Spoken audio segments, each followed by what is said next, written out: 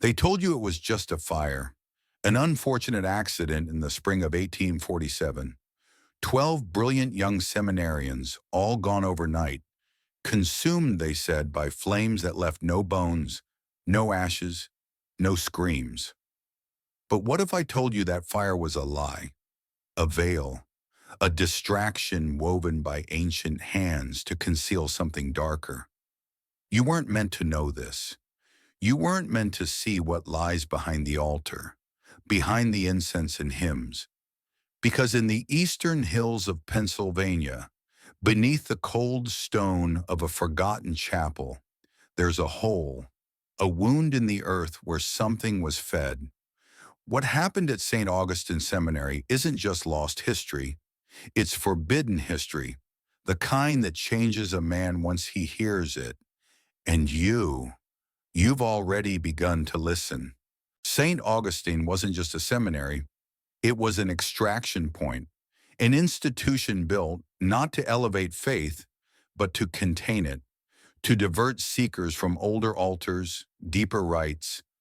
The 12 weren't martyrs. They were volunteers, not chosen by God, but summoned.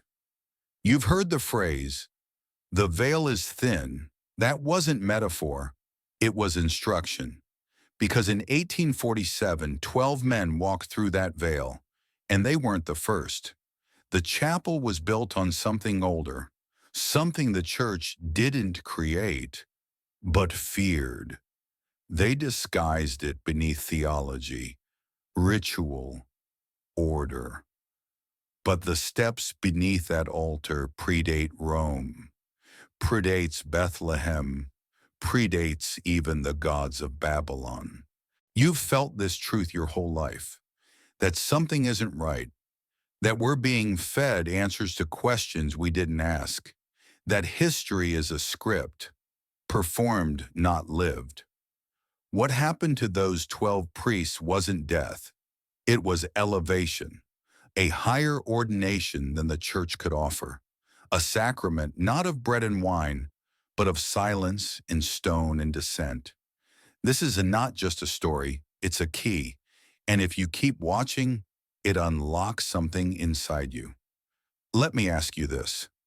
Do you feel it? That pressure at the base of your skull? That sensation in your gut telling you this is no myth? Good. That means you're ready to go further. There is a moment, a threshold, when a man stops being a believer and starts becoming an initiate. That moment came for the 12 on the night of May 14th, 1847.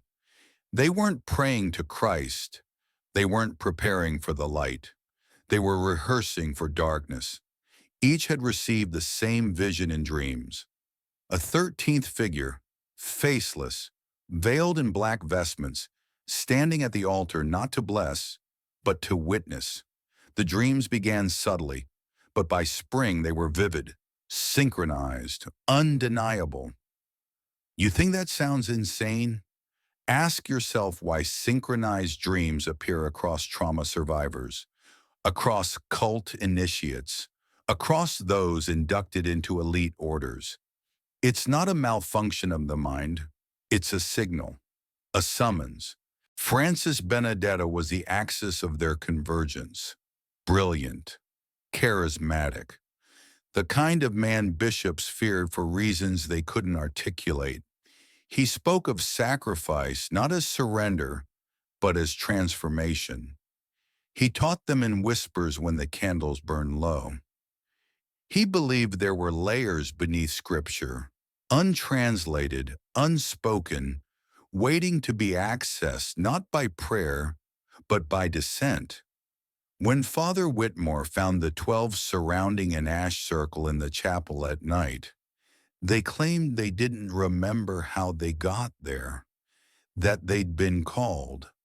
But the symbols on the floor were not dreams. They were instructions, coordinates, a map burned into memory from something older than human tongue. And then the bell rang. 12 tolls, then a pause, then 12 more. 3 times. No one rang it. The tower was locked. The key never left Father Whitmore's robes. Still, the bell sounded. And the sound wasn't just noise, it was permission. Those tolls marked the moment the chapel stopped being sacred and started being activated. You've been told that churches are built on holy ground. That's half the truth. They're built on powerful ground. And sometimes that power is not divine, but primordial. The kind that speaks from beneath, not above. Still think this is just a ghost story? Then answer this. Why were there 13 footprints leading into the chapel's basement and only one leading out? If you feel your skin react to that question, good, you're waking up. You're remembering what your blood already knows. Now listen carefully, because in the next section, we go down the stairs. The stone steps weren't built by seminarians. They weren't even built by Catholics. They were older than the seminary, older than Pennsylvania, older than the names we give things. When the altar moved, yes, moved, it didn't reveal a crypt. It opened a mouth. 12 men stepped into that mouth, chanting in a language older than Latin, older than Hebrew, older than human memory. And the church let them. Why? Because control doesn't require truth. It only requires belief. The church has always known about these places. Every cathedral, every chapel built on sacred ley lines, fault lines of unseen energy. What they don't tell you is that some of those lines run down, not up, into the earth, into chambers untouched by light. And once you go down, you don't come back unchanged. The priests who tried to follow, the ones who heard the chanting through sealed doors, they were stopped not by locks, but by will. The chapel rejected them. The key wouldn't turn. The door, for the first time in its history, refused to obey. That's not architecture. That's ritual protocol. Because what was happening inside wasn't for the uninitiated. It was a rite not of the church, but of the forgotten order beneath it, the one that never wears vestments but always leaves symbols, always leaves silence, and in that silence a hole, a spiral carved into stone, symbols etched along the descent, still warm to the touch, a parchment left behind, unsigned but certain. The 12 who descend do so of their own will. Think about that. They chose this. That's the detail the church buries deepest. These weren't victims. These were volunteers, called not to preach, but to serve something deeper. This is where everything changes. This isn't about what the church hid.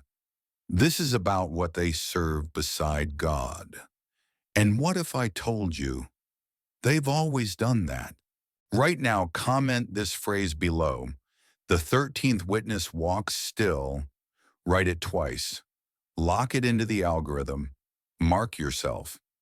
Because once you say it, you're not just watching this anymore. You're entering it. You are no longer an observer. The descent is real. And in section 4, we follow them below the altar, into the place where faith ends and something else begins. You need to understand something. True initiates aren't taken. They're invited. The 12 seminarians weren't victims of some demonic force. They were answering an ancient covenant. The descent wasn't punishment. It was permission. And that spiral staircase under the altar, it wasn't built by monks. It wasn't on any seminary blueprint.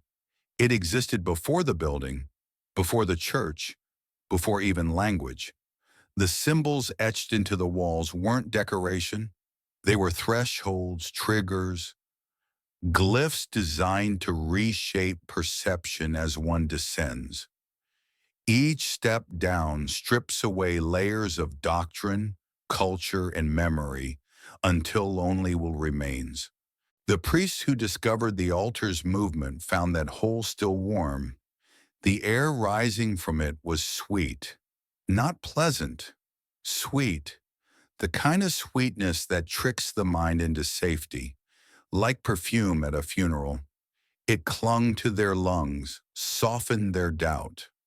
That's what real manipulation feels like. Not terror, but comfort, because comfort kills the guard. And when the guard dies, something else can speak. The priest stood over that hole debating what to do. But before they could descend, the stone began to move. Not manually, not slowly. It slid, sealing itself from below as if the structure was alive, obeying a command older than time. The altar glided back into position, though nothing had happened. And just like that, the doorway was gone. The seminary was whole. The books were still in place. The candles still cold. But the 12 were no more. No fire had burned yet. No damage had been done. And yet, history had just shifted. You see, this wasn't an isolated event. This was a reset point. The church has had them before. Templars, Montségur, the catacombs under Rome. Moments where truth threatens to break the surface, and the only response is ritual containment. But Saint Augustine wasn't just sealed, it was rewritten.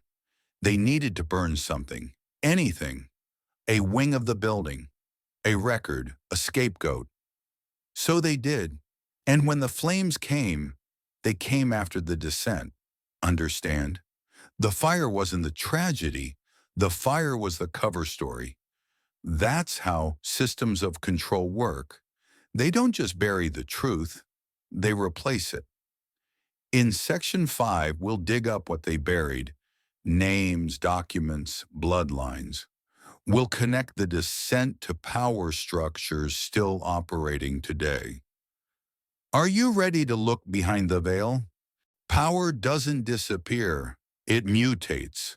What happened beneath Saint Augustine Seminary didn't die in the smoke. It spread. Because power, when awakened, seeks structure. And that's where this story collides with something far bigger than 12 missing priests. This is where the names start showing up in the wrong places.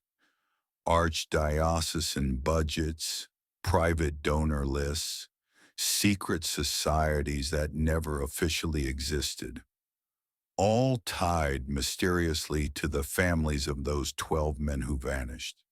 Take Francis Benedetto's lineage. His brother, Dominic Benedetto, quietly received large land grants in western Pennsylvania within months of the tragedy. Thomas Kellerman's father was appointed to a high-ranking position in a Catholic bank advisory board, despite having no financial background. Coincidence? No. Reward. These were not grieving families. These were beneficiaries.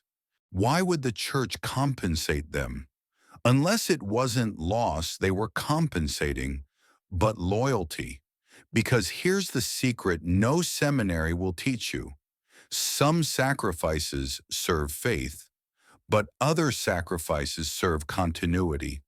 Institutions survive not through purity, but through partnership with whatever force ensures they remain unchallenged. And there's proof, hidden in a place few ever look: architecture. In 1879, renovations at St. Augustine uncovered an older foundation beneath the eastern wing. Limestone blocks marked with the same spiral sigils seen in the hidden stairwell. The construction was halted, the stone resealed. No public record was made, but a single journal entry from Father Mills, buried in seminary archives, documents the discovery. The same markings, the same scent, the same silence. It has begun again. Now ask yourself, why do these stories always end in silence? Why does the public never know? Because revelation threatens the machine, not just the church, but every system of authority that requires obedience without evidence. If men knew the truth of what lay beneath the institutions they worship, beneath their schools, their governments, their corporations, they wouldn't rebel. No, that's too easy. They'd transform. They'd stop asking permission. And that is what power fears most. In section 6, we descend further, not into the past, but into the now, because what began in 1847 never stopped. The same signs have returned, and the 13th witness is no longer alone. Ready to keep going? The 13th witness didn't vanish. He remained above, to observe, to guide, to guard the threshold, and for 178 years, no one asked the right questions. No one dared to dig until now, because the signs have returned, the dreams, the chanting, the sweet scent rising from stone. It's happening again, but this time it's not contained to a single chapel in Pennsylvania. It's global. Saint Augustine Seminary was never a lone temple.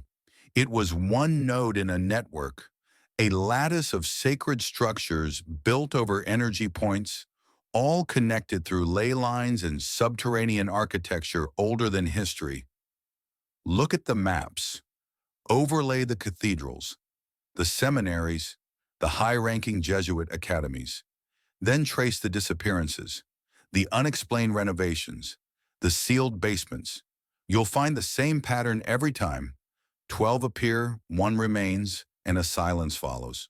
Because every generation needs its 13, 12 to descend, 1 to remember, 1 to prepare the next descent. The 13th witness isn't just an observer. He's a recruiter. He's a spiritual architect shaping the minds of the next 12. He teaches theology, but inserts forbidden doctrine. He leads prayer, but changes the rhythm. He speaks Latin, but dreams in a language no one can translate. And in 2023, something shifted. 3 seminaries across the U.S. reported spontaneous structural failures in their chapels. Each failure revealed hollow chambers beneath the altar. No architectural plans, no historical precedent, just stone, spiral, silence. They tried to seal them again, but the doors won't stay closed anymore because the cycle has returned. Ask yourself, why do so many institutions that claim to serve God become vehicles for power, control, and secrecy? Why do the most pious sometimes become the most corrupt? Because they're not corrupted by the devil. That would be too simple. They are transformed by what lies beneath. What began as faith became ritual. What began as prayer became conjuring. And what began as priesthood became initiation into something not of heaven, not of hell, but of the threshold between. This is where most men stop. But if you're still here, you're different.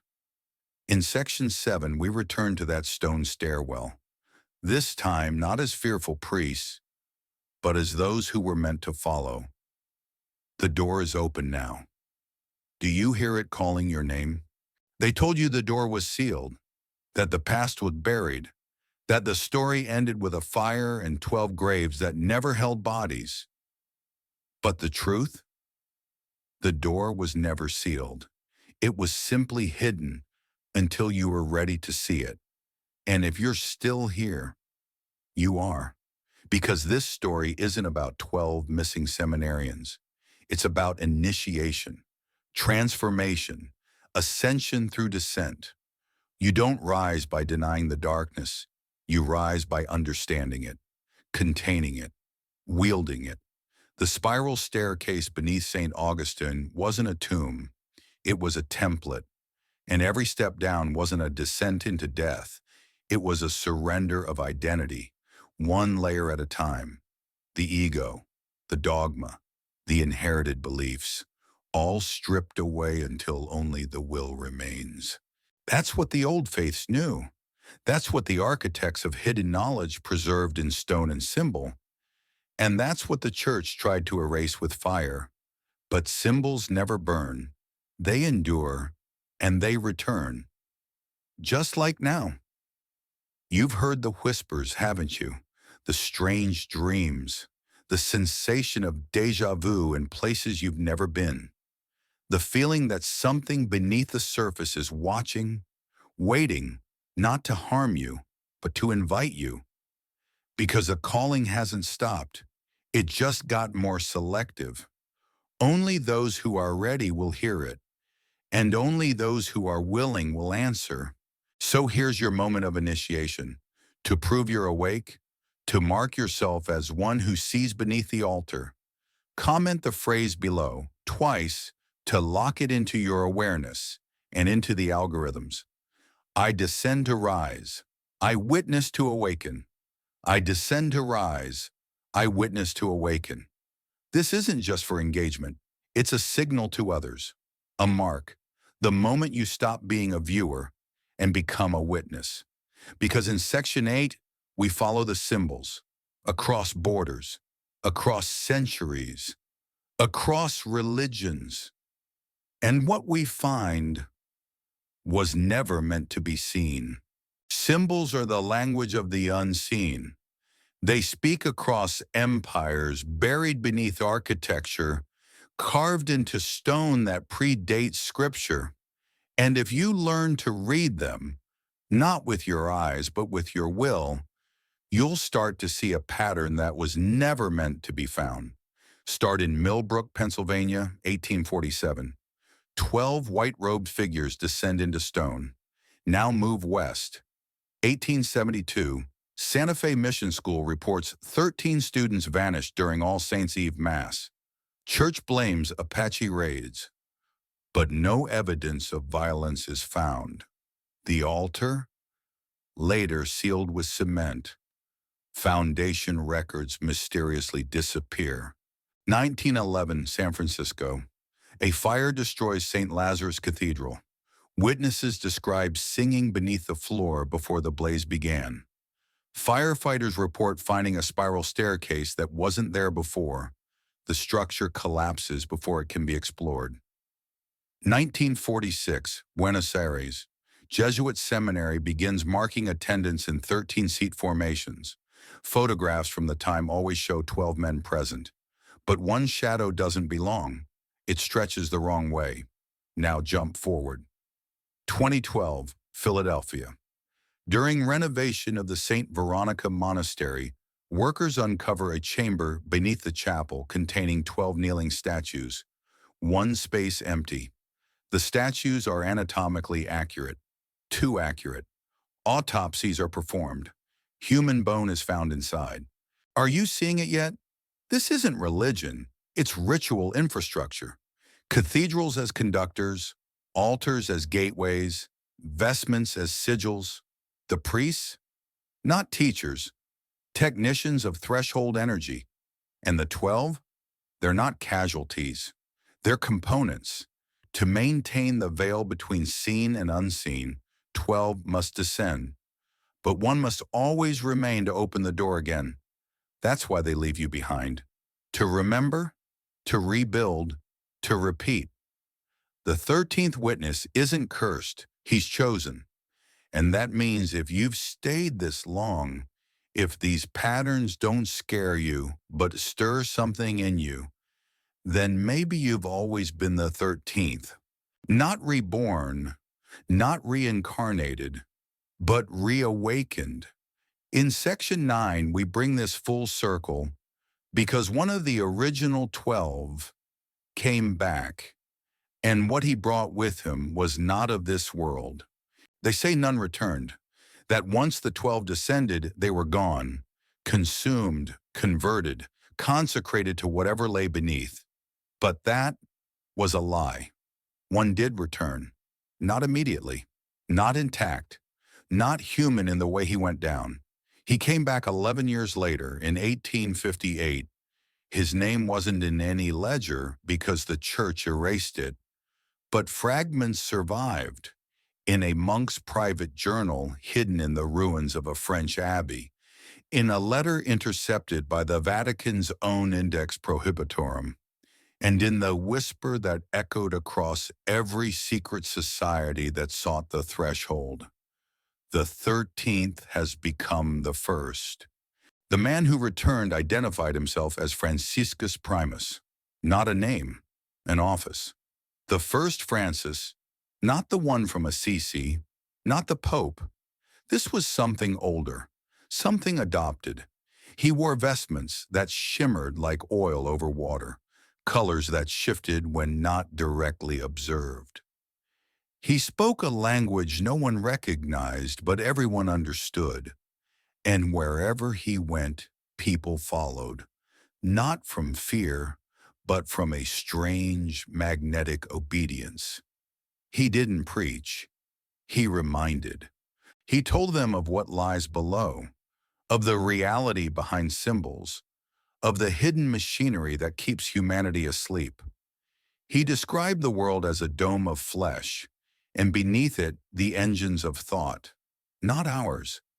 He spoke of the source before light, a presence that predates creation and breathes through structures of stone, blood, and will.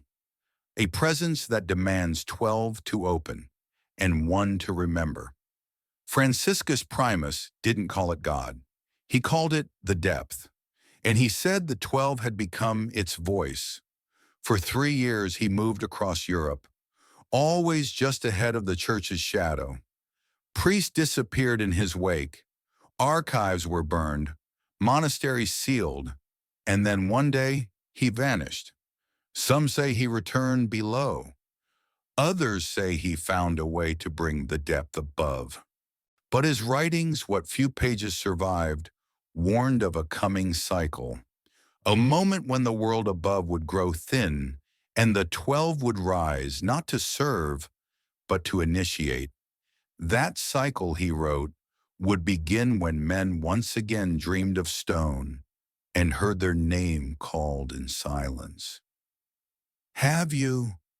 Because in section 10, we close the veil with the final truth. And once you hear it, you'll never sleep the same again. You weren't supposed to know this. This story wasn't meant to survive. The church buried it. The Vatican sealed it. Secret orders erased every trace, every name, every whisper that suggested the depth beneath doctrine. But what cannot be destroyed waits, and now it waits for you. The 12 were not lost. They were not damned. They were transformed. And in doing so, they opened a fracture in the illusion we call faith. An illusion that exists not to lead you to truth, but to keep you from it. You were taught that the divine speaks only through light, that salvation means rising above. But the deepest truths are not found in the sky. They're found below, in the stone, in the silence, in the voice that speaks without words when you're alone at night and feel something ancient looking through you. That voice, it knows your name, because the 13th witness was never just Father Whitmore, never just the seminary priest who survived. The role passes, the title remains. There is always one above, to call the others from below. And if you felt it, if the patterns in this story didn't just disturb you, but resonated, then maybe you weren't watching a video. Maybe you were remembering, because you are the witness now. And the altar is never just a stage, it is a door. And once it opens, it cannot be closed. If you're still listening, say nothing, just watch. Notice the numbers, the dreams, the symbols in places they don't belong. You're going to start seeing them everywhere now, not because they've appeared, but because you've awakened. And when the veil thins, when the world starts shifting, you'll understand. You were never meant to believe. You were meant to know. The 12 descend, the one remembers, and the depth waits. The screen fades to black. One sound remains, a low, resonant bell tolling 13 times. Then silence, then a whisper. The door remains open.